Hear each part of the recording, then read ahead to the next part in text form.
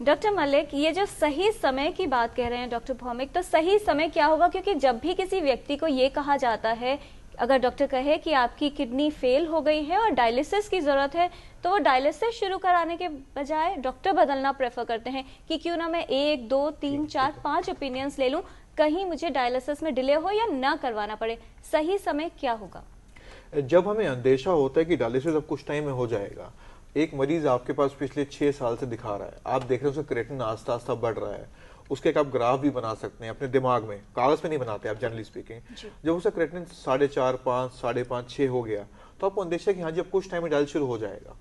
तो आप उससे डिस्कस करते हैं कि आप क्या सोच रहे हैं, क्या आप हेल्दी हैं, आपके घर में डोनर है और आप अफोर्ड कर सकते हैं, तो आप तैयारी करते हैं ट्रांसप्लांट की। अगर वो ट्रांसप्लांट के लिए तैयार है तो फिर आप डोनर की तैयारी करते हैं, फिर डायलिसिस की आप ज्यादा बात नहीं करते, तो जरिया नहीं बनाते हैं। अगर आप डायलिसिस की बात पे आते हैं, ट्रांसप्लांट फिजिबिलिटी नहीं है, तो आप उसका सोशल सेटिंग देखते हैं, अफोर्डेबिलिटी देखते हैं, वो कितना कार्य करता है, क्या वो टूरिंग जॉब में है या वो दिल्ली में रह के काम करते हैं मान लें, या क्या वो हफ्ते में 3 बार डायलिसिस कराने जा सकते नहीं जा सकते।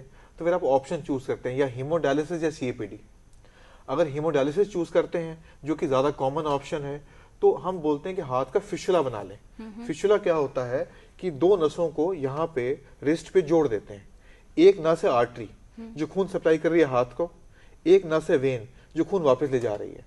अगर इन दोनों को आप जोड़ दें तो आर्टरी का ब्लड वेन में जाता है, वेन मोटी हो जाती है, और आप 4 से 6 हफ्ते से 8 हफ्ते बाद जब वो फिशुला मैच्योर हो जाता है तो आप उसमें 2 सुइयां चुबा के डायलिसिस बहुत ही कंफर्टेबली कर सकते हैं। ये है तैयारी डायलिसिस की। उसका फायदा क्या है कि तब आप डायलिसिस के लिए घर से जा सकते हैं, घर पे आ सकते हैं।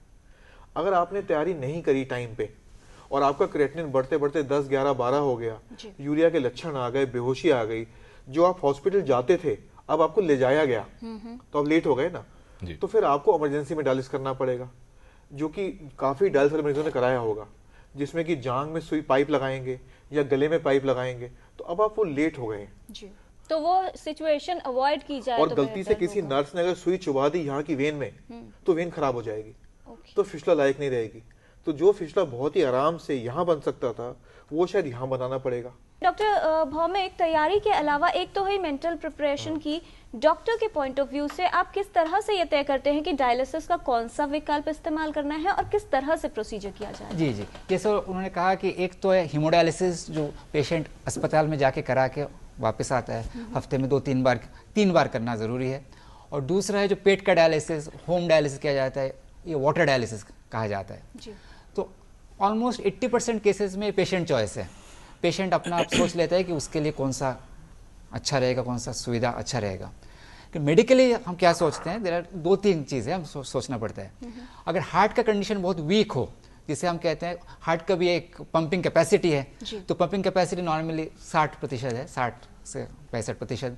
वो अगर 30% से कम हो तो फिस्टुला बनाना थोड़ा डेंजरस है। Fistula of course is the best, fistula करना ज़रूरी है, लेकिन हार्ट का पंपिंग फंक्शन भी देखना बहुत ज़रूरी है। तो उसका अगर 30% से कम है तो फिर हम फिस्टुला आमतौर पर नहीं बनाना चाहते हैं। अगर फिस्टुला बना ही नहीं, जैसा उन्होंने कहा कि कुछ % केसेस में फिस्टुला बनता ही नहीं है, क्यों नहीं बनते, क्योंकि बहुत चुप दिया, डायबिटीज़ है, नस दिखता ही नहीं है, तो फिर फिस्टुला बनाना बहुत मुश्किल है।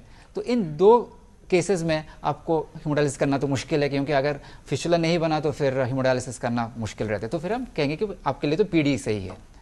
ऑन द अदर हैंड ऐसे पेशेंट्स होते हैं जिनका पेट का बहुत ऑपरेशन हो चुके हैं, तो उसको काट के फिर उसके अंदर ना फाइब्रोसिस हो जाता है, तो फिर ना जो पानी का जो डायलिसिस है, पानी का जो प्रवाह वो बंद हो जाता है, तो आना जाना मुश्किल है, उनमें हम सीएपीडी नहीं कर पाएंगे। तो मेडिकली बेसिकली हम ये 2 चीज़ देखते हैं, बाकी पेशेंट का विश है कि उसे कौन सा ठीक लगेगा। जी, ये दो महत्वपूर्ण बातें सामने आ गई, हीमोडायलिसिस और पेरिटोनियल डायलिसिस। हीमोडायलिसिस जिसमें मतलब मशीन किडनी की तरह से बाहर काम कर रही है। एक बात डॉक्टर मलिक, आपसे हम यहाँ ये समझना चाहेंगे, डायलिसिस को लेकर भी जैसा मानसिक तौर पर तैयारी, डॉक्टर की तैयारी, सब हो गया, इसके बाद डायलिसिस एक सुरक्षित उपाय है या उसमें भी कभी कभार कुछ कॉम्प्लिकेशंस या कुछ उसमें दिक्कतें हो सकती हैं? डायलिसिस काफी सुरक्षित उपाय है। आजकल हम एक मॉडर्न एरा में आ गए हैं जहाँ पे क्वालिटी डायलिसिस की और जो पानी के सिस्टम्स हैं, जो मशीनें हैं, जो उनमें सेफगार्ड्स लगे हैं, जो अलार्म्स लगे हैं, वो इतने हाईटेक हो गए हैं कि खतरा अक्सर नहीं होता मरीज को। आप अगर मशीन देखें तो मतलब जैसे कॉकपिट नहीं होती पायलट की, जी। वो मशीन में आपको वैसी लगेगी। उसमें इतने सारे सेफगार्ड हैं, इतने सारे अलार्म्स हैं, और जो ट्रेनिंग प्रोसेस है आजकल जो टेक्नीशियंस डायलिसिस करते हैं उनको इनिशियल ट्रेनिंग दी जाती है, और जो पानी को प्रयोग किया जाता है, जो सामान आता है, वो इतना सफाई साफ सुथरे से होता है कि अक्सर रिस्क बहुत ही कम हो गए हैं। पर फिर वही बात घूम के आती है फिस्टुला फर्स्ट। अच्छा। एक टर्म है नेफ्रोलॉजी में फिस्टुला फर्स्ट, कि मरीज देखा किडनी का क्रिएटिनिन 5 है, फिस्टुला बना ही दीजिए। तो जो खतरे की बात कर रहे हैं वो अक्सर तब आती है फिस्टुला नहीं होता। खतरा मोस्ट इंपॉर्टेंट इन्फेक्शन, आपका ब्लड है वो एक पाइप के रास्ते से कम शरीर से बाहर निकल रहा है, घूम फिर के वापस अंदर आ रहा है, तो इन्फेक्शन का डर बहुत बढ़ जाता है। तो अगर वो ब्लड सही तरीके से बाहर निकल रहा है, सिस्टम साफ है, तो अक्सर इन्फेक्शन नहीं होता। पर अगर जांग का पाइप है, गले का पाइप है जो 6-8 हफ्ते से पड़ा है, जिसमें इन्फेक्शन हो गया है पसीने से, हवा से, पट्टियों से, तो उस अवस्था में कई बार काफी सीवियर इन्फेक्शन भी हो जाते हैं। पर अक्सर ये इन्फेक्शन ट्रीटेबल है, परसेंटेज भी कम है, ट्रीटेबल भी है, और जान की हानि के रिस्क तो बहुत ही कम हो गए हैं। ये हो गया हीमोडायलिसिस। जो CAPD है उसमें पानी पेट में डालते हैं।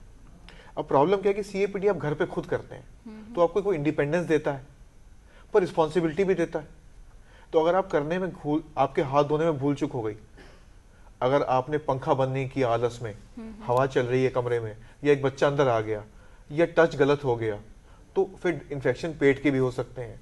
पर आजकल कहा जाता है कि 1 episode for every 30 patient months, यानी कि एक मरीज को शायद 3 साल में एक बार CAPD का पेरिटोनाइटिस होगा, वो भी अक्सर ट्रीटेबल होगा। तो देखिए परसेंटेजेस बहुत ही कम हो गए हैं। जी डॉक्टर भौमिक, हीमोडायलिसिस की अगर बात करें तो पूरी प्रक्रिया किस तरह से की जाती है, किन चीज़ों का आप ध्यान रखते हैं, और अगर कॉस्ट और अवेलेबिलिटी की बात की जाए, उपलब्धता कितनी है, कितनी आसानी से व्यक्ति को मिल सकता है? जी, आपने कई सवाल किए। पहले मैं बताऊंगा कैसे किया जाता है। जैसे मैंने कहा, हम करते हैं जिनमें फंक्शन 15% से कम है, इसका मतलब उनको पेशाब बन ही नहीं रहा। तो फर्स्ट इंपॉर्टेंट प्रॉब्लम जो है वो है कि water becomes a toxin. Water जो हम रोज लेते हैं वो इंसान निकाल नहीं पाता, इकट्ठा होते रहता है। तो फर्स्ट थिंग जो हम करते हैं, पेशेंट आने के बाद उसको वजन लेते हैं हम, और तय करते हैं कि कितना वजन आज कम करना चाहिए, तो पानी को निकालना है हमें। ब्लड यूरिया क्रिएटिनिन तो अपने आप मशीन निकाल ही लेगा। तो जैसे कहा गया है कि एक नस से खून निकाला जाता है, खून ऑलमोस्ट हम 300 ml प्रति मिनट निकालते हैं। इसलिए फिस्टुला बनाना ज़रूरी है, क्योंकि जब हम यहाँ अगर हमने नस लगाया, फिस्टुला बनाए बिना 40 से 50 से ज़्यादा हम नहीं निकाल पाएंगे पर मिनट। तो हमें निकालना है अराउंड 250 से 400 ml पर मिनट। तो हम वज़न लेते हैं, तय करते हैं कितना हमें पानी निकालना है, उस हिसाब से हम ब्लड का फिल्ट्रेशन रेट रखते हैं। फिर जैसा हमने देखा कि एक आर्टिफिशियल किडनी होता है जिसमें पंप के द्वारा ब्लड घूम फिर के वापस लौटाया जाता है। यानी ये प्रक्रिया कम से कम 4 घंटे तक हम कंटिन्यू रखते हैं। इस दौरान मशीन में अलार्म्स तो है ही है, बट ऑफ कोर्स पेशेंट का BP चेक करना, उसको कोई सिम्टम हो गया तो तुरंत उसका इलाज करना, ये बहुत ज़रूरी है। बट आजकल काफ़ी फेल सेफ है और आमतौर पर कोई परेशानी नहीं होती है। और कितनी फ्रीक्वेंसी रहेगी इसकी? या जैसे मैंने कहा कि जब CKD स्टेज 5 हो गया, रेगुलर डायलिसिस CKD 5D कहते हैं, जब डायलिसिस पे आ जाते हैं इंसान, CKD 5D, तब कम से कम हम ये सलाह देंगे कि हफ्ते में 3 बार मरीज़ कम से कम 4-4 घंटे करें। इसे हम डायलिसिस डोज कहते हैं। तो डायलिसिस डोज भी एक कैलकुलेशन है, बट रफ लिए कम से कम 3 बार हफ्ते में 3 बार करना ज़रूरी है, 4-4 घंटे कम से कम। आपने ये हीमोडायलिसिस की बात की। जी जी, हीमोडायलिसिस। तो इसी के साथ जो पेरिटोनियल डायलिसिस की जो बात हो रही थी, क्या वो भी बाहर ही होगा या घर में जैसे? या एब्सोल्युटली, वो तो हमें पेशेंट को इनिशियली एक ट्यूब डाला जाता है, उसमें ट्यूब हम पेट में डालते हैं। यहाँ फिस्टुला हाथ में होता है, यहाँ एक ट्यूब हम पेट में डालते हैं। इंतज़ार करते हैं 2 हफ्ते जब तक पूरा हीलिंग प्रोसेस ना हो जाए, ताकि पानी का लीकेज ना हो। पेशेंट को ट्रेनिंग दिया जाता है। ट्रेनिंग अस्पताल में दे सकते हैं या घर में भी दे सकते हैं। ट्रेनिंग के बाद एक्चुअल प्रक्रिया पेशेंट खुद करता है। बेस्ट है कि अगर पेशेंट खुद करे। अगर पेशेंट खुद नहीं कर पाता फिर तो परिवार का सहारा ज़रूरी है। परिवार में से किसी एक को ट्रेनिंग दिया जाता है।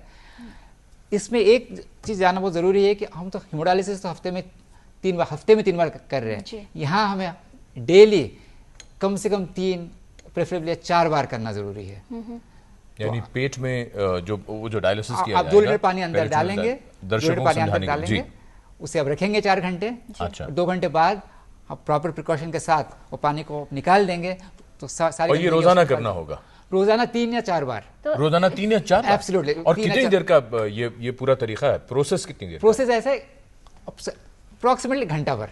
आपको दिन में पर साइकिल घंटा आपको रखना है। अच्छा, इस डॉक्टर मनीष मलिक, आप मुस्कुरा रहे हैं।